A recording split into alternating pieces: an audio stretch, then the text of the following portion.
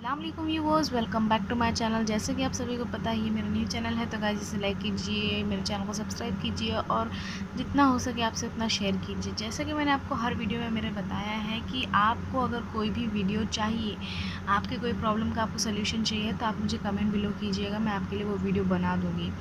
तो वैसे ही मेरे किसी एक व्यूअर ने मुझसे कहा कि उनको कुछ रिंकल्स वगैरह की प्रॉब्लम है और डार्क स्पॉट्स की, तो आज उनके लिए ये वीडियो ख़ास उनके लिए नहीं, हर किसी के लिए यूज़फुल होगा। बट उन्होंने मुझे मेंशन किया था, उन्होंने कमेंट किया था, उस वजह से मैं उनके लिए ये वीडियो बना रही हूँ। तो अगर आपको भी ये तकलीफ़ है तो आप भी इसे ट्राई कीजिएगा और इंशाल्लाह आपको इससे बहुत फ़र्क पड़ेगा, क्योंकि ये नुस्ख़ा मेरा आज़माया हुआ है और मैं आपके साथ रेमेडी जब भी शेयर करती हूँ तब तक मैं उसे यूज़ नहीं करती। मैं यूज़ करने के बाद ही आपको वो सजेशन देती हूँ। तो चलिए वो रेमेडी क्या है मैं आपको बताती हूँ। तो फर्स्ट ऑफ़ ऑल हमें एक छोटी सी कटोरी टाइप या कुछ भी आपके ऊपर है, आप लीजिएगा एक बाउल। तो उसमें आपको डालना है फर्स्ट एलोवेरा जेल, जो आपको ऐड करना होगा 1 टेबल स्पून। अगर आप उसको सीरम बना के रखें, ये है हाफ टेबल स्पून। तो ये हो गया एलोवेरा जेल। उसके बाद आपको ऐड करना है वैसलीन। ये मैं आपको मेरे पास अभी फ़िलहाल तो अवेलेबल छोटी सी है, अगर आपके पास बड़ी हो। वैसलीन पेट्रोलियम जेली चाहिए आपको, वो कोई भी हो, छोटी हो या बड़ी हो, फ़र्क तो उतना ही पड़ने वाला है गाइस।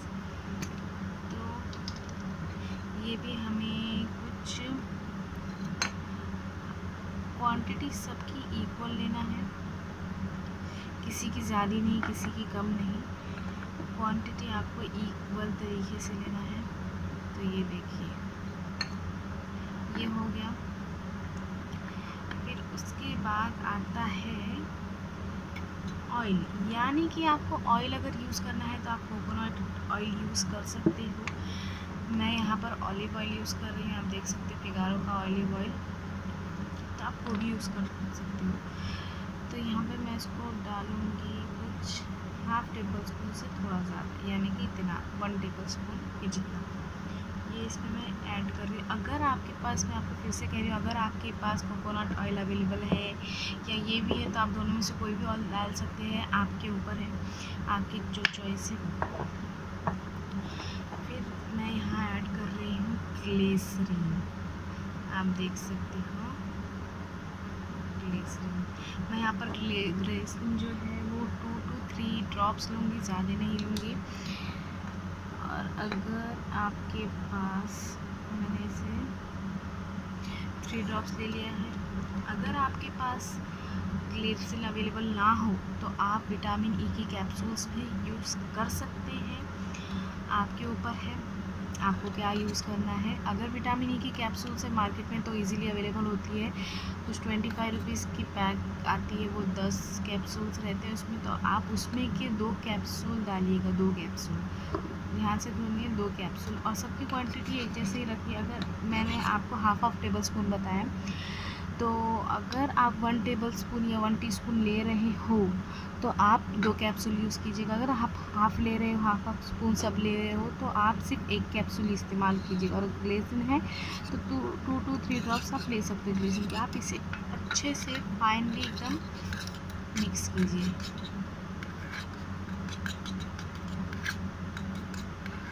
एकदम इस तरीके से कि एक सीरम बेस्ड हो जाए। और ये फिर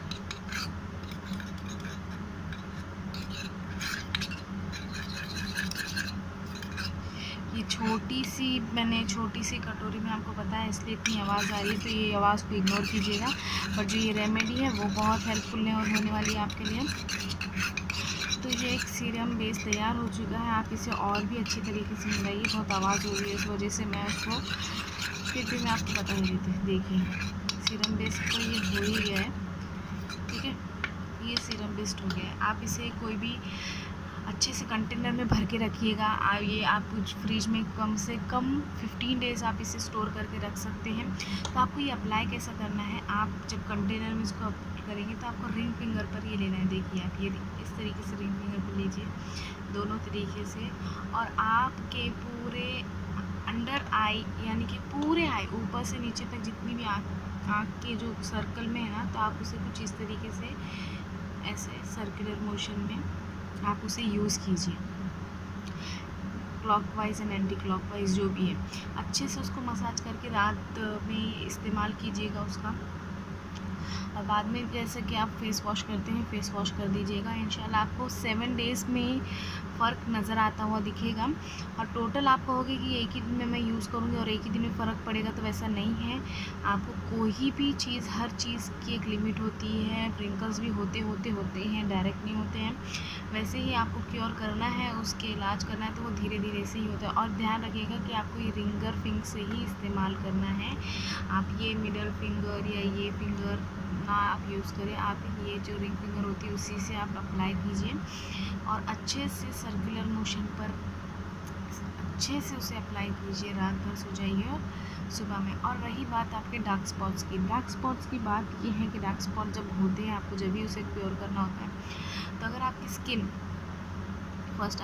अगर सेंसिटिव है, तो भी आपको अपने स्किन का बहुत ध्यान रखना है। और रात में आप जब भी सो, तो आपके पूरे चेहरे पर आप एलोवेरा जेल अप्लाई करके सोइएगा। सुबह उठकर आप ल्यूकवार्म वाटर से आप अपना फेस वॉश कर सकते हैं।